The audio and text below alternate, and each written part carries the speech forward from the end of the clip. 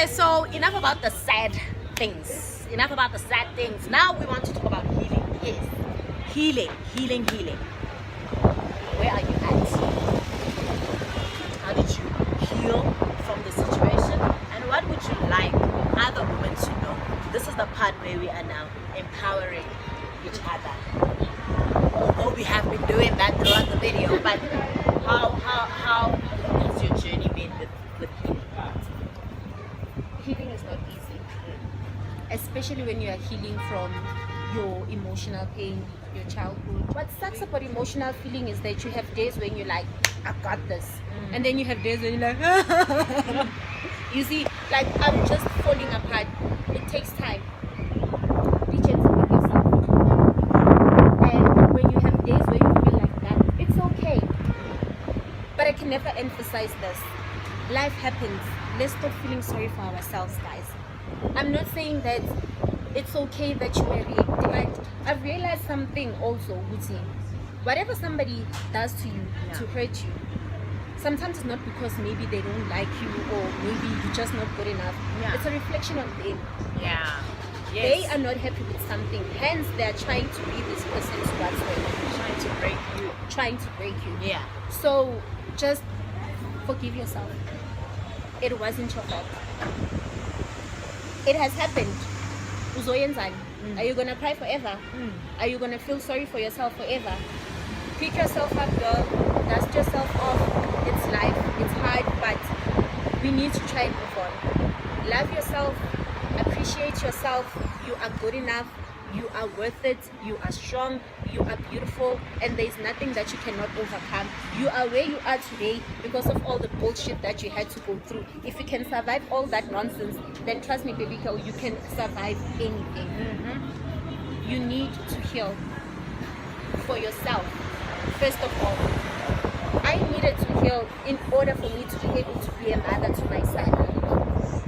My son came first, more than anything. Yes, I'm still gonna make mistakes. I am not perfect, but I'm trying to be the best that I could for Umtanan. But you need to heal. You need to stop feeling sorry for yourself. You need to forgive yourself. You need to understand that not everything to hurt you is because maybe you deserve to be hurt. No, sometimes they are just fucked up themselves, and it has nothing to do with you. Forgive yourself before you can forgive others. And this year has taught me so much about forgiving, so much about forgiveness. I went through a lot this year, so much. And I remember there was a point in life where there was a point in time where I would cry constantly every day. Like a day I would be crying 4 to 5 times. And I remember sitting down, I was like, how long am I going to do this? How long? It's life. It's all. It's never consistent. Somebody's going through something worse than I am. Am I going to be a victim, or am I going to overcome this thing? Are you going to be a victim, or is you going to be a survivor? And I choose to survive, baby girl. I choose to survive. It's not easy. There's other days of I feel I'm not feeling. Futhi, this week was hell. This week I was in such an emotional roller coaster. You have no idea. Until my cousin called me, and she was like, Sissy, I'm going through that shit. What can I do? And I was like, psychiatric hats up. I was like, girl, A, B, C, and D, you must do this. And I was sitting thinking, hey man, I just gave Unotanda the best advice ever. Let me use it to myself. You understand? Ladies, just take care of yourself. Take care of yourself, love yourself. Put yourself first, but most of all, forgive yourself and stop blaming yourself for other people's nonsense. It had nothing to do with me. It happened to me, but does that mean that I'm giving out the wrong signal to guys? Fuck it, I was 6. How do you give out the wrong signals when you are 6 years old? You should forgive yourself so that even your past doesn't determine your future, and it doesn't even affect your future. Because if I had allowed it to affect me in a way, I don't think I would even have my son, and I don't think I would be able to even function in relationships, period. You understand? I don't think I would even be able to understand men, because automatically when a guy comes to you, you already think, oh, no, red flags, yes, red flags. He's gonna want to take something away from me. Don't take anything away from me. It's mine. It's mine. Hashtag survivor girl. Ilwa Dombo. Ilwa girl. So now we're closing off, ne? And I would like for Nelly to tell me about her interesting labor journey. Let's talk about that. First of all, I'm not doing that shit ever again. Try it once, bruh. Try it once. Okay, so I was pregnant for about 11 months. Weird enough, yes. I was pregnant for 11 months because at normally sometimes you can get to 10 months most, and then they introduce. So yes, I had some, should I say tumors or what? I don't know what they were because even doctors didn't know. Oh my God. So I went to Korea. Yes. I was supposed to be induced most at 10 months. And you know, they just put me there in bed. I tell the doctors, I had things there. I'm unable to sleep. I'm unable to walk. Anything like that. So I developed the pain. I get into bed, open my legs, and the doctor's like, ooh. And then he calls other doctors. Now I have a bunch of doctors surrounding me. My legs are open. Others have their books, others laptops, others tablets. Are others you now phones. at 11 months? I'm now at 10 months. Oh, 10. Before, Hey, yes, I was hey. supposed to be induced. Yes. And the doctors are like, first of all, we don't know what's happening there with you, and we don't want to try anything that might put the baby in danger. Yes. So we're just gonna give you antibiotics. We'll see if it's gonna treat whatever that you have down there, and then you will come back after 2 weeks. But you know, it was confusing for all of them because they didn't know what it was. So Are you in pain? I am in pain. I can't walk. I can't sleep. Literally, like I'll sleep on my knees, like I'll be on my knees like this. And then Ubaba Mtanam was like, you know what? Because his sangoma was. He's like, no, I think back again, and I'm thinking like, listen, I don't have any enemies. Who would have beef with me first of all? Yes. And Vela was against these traditional things because it's not how I grew up. Then my boyfriend secretly took me to his aunt who was a sangoma. Yes. And she was like, you came late, but I'll try and help you. Just know that you're already going to have a C-section. Mom, I don't want to have a C-section. I still want to have my flat stomach. Because you know, automatically like, if you're going to have a C-section, and all that. Lies. Hence why I ended up being induced for 4 days. Ladies, let us stop giving each other false advice. Okay? Let's stop giving each other false advice. This is what happened. So I go to Yamamusa, right? Yes. I'm close to like 12 months, 11 months now. I go there. Almost a year. Yes. Because the antibiotics are not helping us. I come back home after that 2 weeks. They give me more medication. My boyfriend takes me to his aunt who's a sangoma. Yes. The aunt tries, okay, I took traditional meds. Yes. The thing busted me. I was sleeping in me.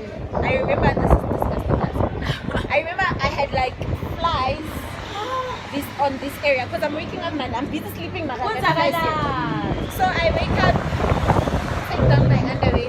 This thing has busted most. It has all over the but it was green and black. It just had this foreign smell that I didn't really understand. And after that, I was healed. I could walk. The following day, I go to the hospital. Tell the doctors, no, the thing is gone.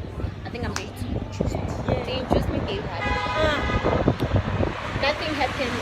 Day 2, Amashe comes down 3 centimeters, goes back. Goes back. Day 3, they try me again. He does the same thing. 3 centimeters, goes back. 3 centimeters, goes back. So then from day 4, my water broke. And they were finally excited. Yay, the baby's finally gonna come. Amashe decided to go back again. And that time I had already eaten most. Yes, I had already eaten most. Yes. So they're like, okay, we're gonna have to do an emergency C-section. The nurse is like, she's already eaten, and then they're like, well, there's nothing we can do because already his heart rate was dropping most. Then they were like, emergency. I went there into the theater. So they explained everything was when you're gonna have a C-section. Yo, the consent form, you should see, yo, it looked so wrong. Because like I was in so much pain, you know. After 4 days of like physical pain, my body couldn't take it anymore. I was shaking. Because the doctor actually explained that your body can only take a certain amount of pain. At a certain point, your heart will just shut down because your body won't be able to take the pain anymore. We went in, they gave me an epidural. Oh, as soon as that thing kicked in, it felt like I was in heaven. After 4 days of induced labor, it felt like I was in heaven. Lie down, the doctor explained, I still remember her name, it was Dr. Tsogofazo. She explained to me, no, it's going to be quick, cut you open, bring out the baby, you're good to go, fine.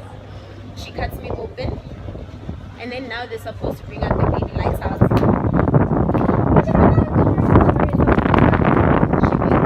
And now apparently they can't take out the baby because the heart rate is low.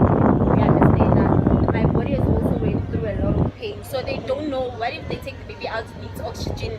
There's no lights. The doctor waits. Then you ask the guy like, another light, generator. The last thing I remember like was the doctor asking like, and then I passed out. And then I remember I saw my dad. My dad passed away when I was in grade 10. I saw my dad. I was so excited. I was like, yo, dad. My dad was like, what are you doing here? I'm like, huh? He's like, what are you doing here? You need to go back. I'm like, Papa, and I remember my dad saying, because I named him Tiamo. Because my dad said, Tiamo, what are you doing here? I'm like, Papa, Emma. He's like, Tiamo, then my dad pushed me. Oh my word! Oh my goodness! I remember my dad. I just got the chills. My dad pushed me like he was angry. This is not good. Tiamo, then my dad pushed me and I remember opening my eyes and this was like, she's back. The next thing I know, I just said, then Amasha was out. And he was crying and I was also crying my eyes out. And then Lirata, I tell you, like Amasha popped out. I remember hearing the sound, he popped out and then he pooped before he cried. He pooped before he cried. And then this baby. And then he cried and then I cried and then the doctors were panicking. He's like, are you in pain? What's going on? Oh, I'm just happy. Doctor was like, oh my God. Don't ever do that. You scared the life out of me. So my dad brought me back. I was happy to see him. Yo, she's like, yo, dad. He was like, ah. Wait. Tell me about the like how was, what did you see? Like what was the scene when you saw your dad? Like when it was like a beautiful garden. Oh, It was like because me and my dad were very close, Moss. We always had this connection because even before he passed away, the week before he passed away, he told me that, promise me that when I die you won't cry. I was like, here we go again with nonsense. Promise me that when I die you won't cry. Like he was so angry, like he grabbed me like this. I promise me for it. I said, like, okay, fine, I won't cry. And that was the Sunday. Then the following week, I didn't see him the whole week. And then the following Monday, that's when we got a call that he passed away. I didn't even know that my dad was homeless. He did his best to provide for me, Shem. He was a beggar. He would beg for money and then he said so that I would be able to take care. So yeah, that was, we were just in a, because I remember when he passed away, I was so worried, like asking myself, is he in a better place? What? I was also crying every day. Like, I stopped crying the day I had a dream about him, and he was like, stop worrying. He's sharp in killing things. Yes. My dad came back home, like he was like, stop crying. He's sharp. Because I was concerned, my dad wasn't the best guy ever. You know, he was abusive to my mom, I understand. So I was worried, is he in heaven or hell? Because he's not believing in heaven and hell. I was like, no, I'm fine. Stop worrying. And then I saw him again when I had my son. And so you guys were in a garden? We were in a garden with green, beautiful flowers, whatever. And he was actually facing that direction. I saw him from the back. Yo, Papa, he turned around. He was so angry. He was like, like, Mara Papa. And like I was coming like to hug him. And then I was like, he moved away. He was like, I'm like, Papa, whoa. Then he pushed me away. Guys. And then that's when I woke up. And the doctor was like, she's back. I was like, did I just die? Did I just die? Where are you in the garden of Eden? Yes. So, and then my son came into the world, he popped first, pooped, Yes. cried, and then I cried after him. Yes. The doctors were so sure that I was in some sort of pain, the way Nikilaka thing. And I will tell you this, I've always said this to his father, and he's always giving me like this weird look, like, Yeah. even my sister, because literally I felt totally like God changed my son, like at the last minute. I was so sure who I was having a girl, so sure. And before Amasha popped out, like when I woke up, before they took him out, I literally felt like somebody did this and this. Like they took away the girl and replaced it with a boy. Yes, that's what I felt. And Amasha has just been a blessing. Don't love him all the time, but he's came into my life, brought me so much joy, hope, made me believe in myself more. Everything I do, I wanna hustle. When I hustle, I wanna hustle hard for him. And he's carrying me. I think God, because I never thought I could have kids after what happened to me when I was growing up. And me and his father were together for like a long time before it. Like we had him when we were like already 5 years together, because I was really sure that I wasn't going to be able to have kids. Manners that I never liked kids. Yes. No, I understand. Yes. But I love my son. He brings me peace. Though we fight every now and then, because now he's 5, he's opinionated. I know all about that. And he thinks I'm his wife or something, you know. And like he likes to dictate, like you can't wear this. I remember this other time I was wearing shorts. And then this guy comes to the door, he sells this, he's selling veggies. So I'm from the bedroom going to the kitchen to attend the door. My son was like, are you really gonna let him see you like that? Oh my word! What? Yeah, it's just shorts. Like, no. Like my son dictates on what I must wear. Even if I'm walking there, if a guy comes up to me, he's gonna ask like, Mama. My son asked, Protective. and as soon as that person, or if maybe I'm gonna be with somebody, especially if it's a guy, and they walk away, because out of respect for my son, I always tell people, especially if I'm married, don't speak to me in front of my son. Greet me and pass. Yeah. Because you don't want to be confusing kids, and kids ask nowadays. What's happening? Yes, my son is like that. And then now you must explain a lot of things. Very much overprotective, just like his dad. Talks too much, njengami. My son talks too much, njengami, but he has brought me so much hope, so much peace in my life. Ngiyazi ukuthi I'm not the greatest mom, like I'm messing up lapho nalapho, because to him he doesn't understand why must he record his whereabouts all the time. Why do I want to know where he is all the time? That's not why messing up. why when he's with somebody, I always ask him, do they touch you? I do. Yes. I ask all the time, do they Yeah. touch you? What do you understand? So, but I think God gave me my son for a reason. God gave me my son for strength. God gave me my son for peace. God gave me my son to have a reason to fight, because with everything that life has thrown at me for the last 5 years,